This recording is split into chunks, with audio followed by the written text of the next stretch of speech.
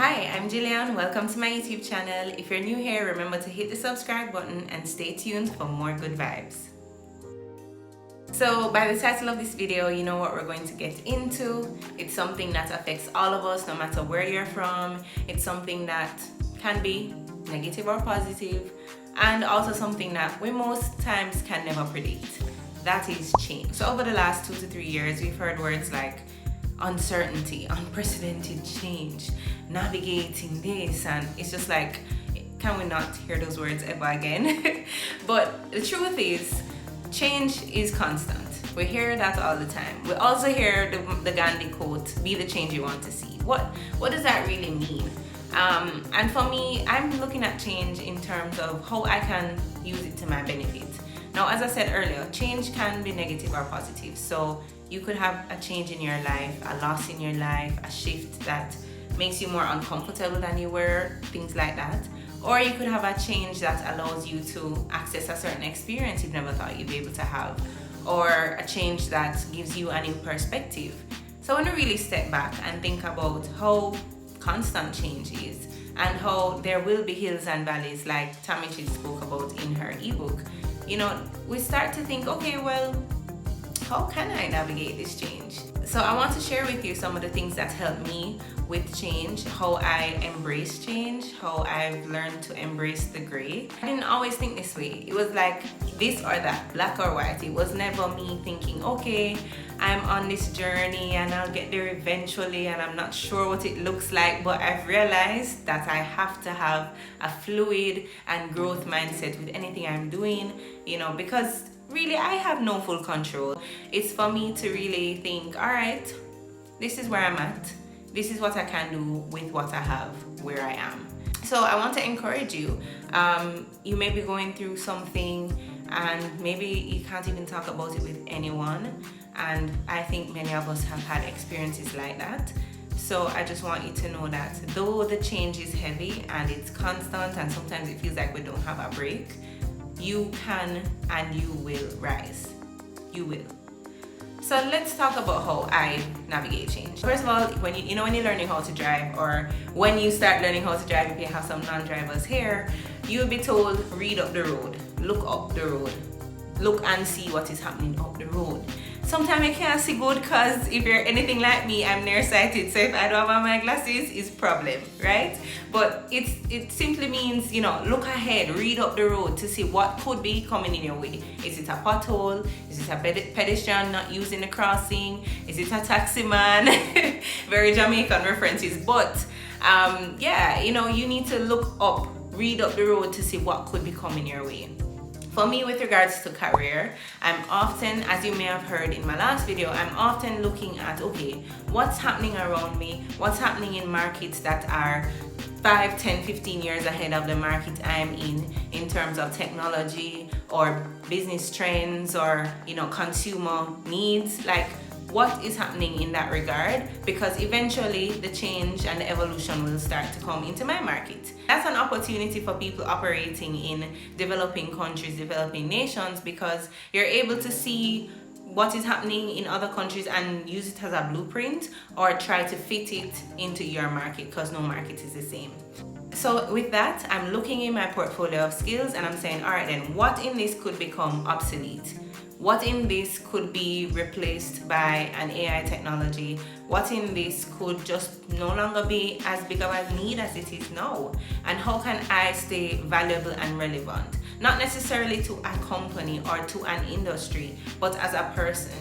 And that actually leads me to my second point around change with regards to career.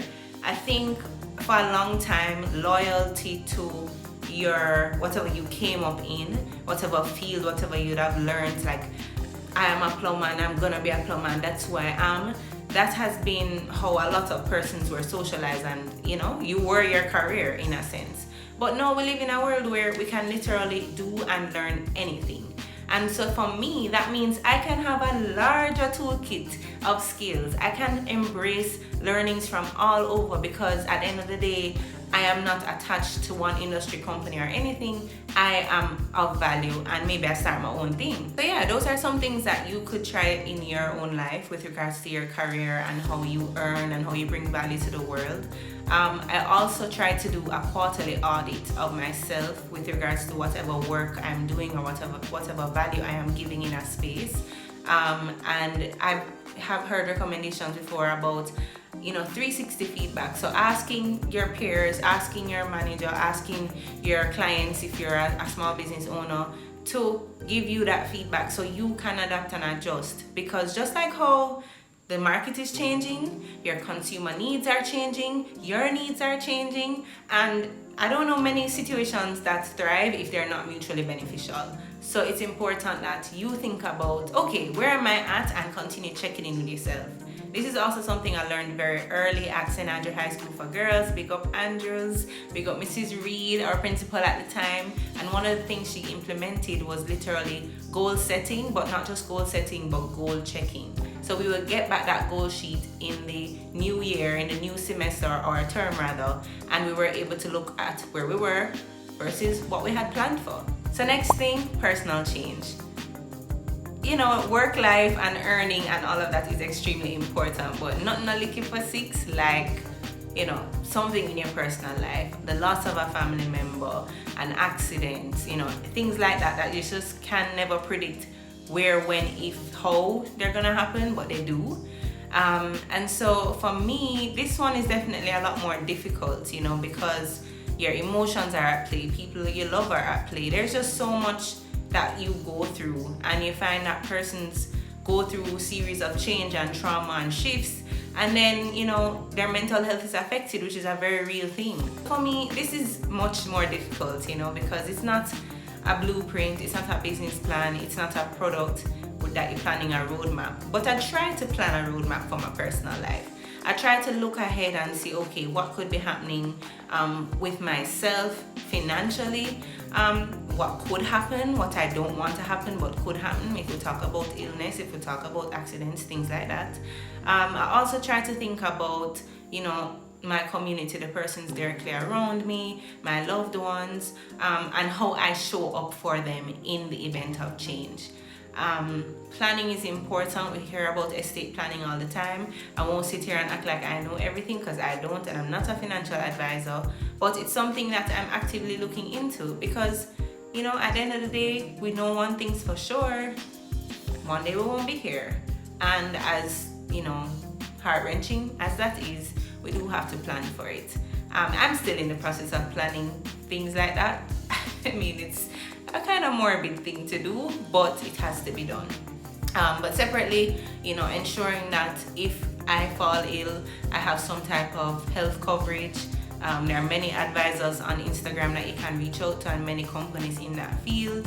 I also try to think about what kind of support I will need as I go through different stages of my life. So everything is not doom and gloom. But for example, if I'm gonna start school again, or if I am thinking about going on a health journey, or I am starting a new role, or things like that, what kind of support will I need to navigate this change? Because I can't do it on my own.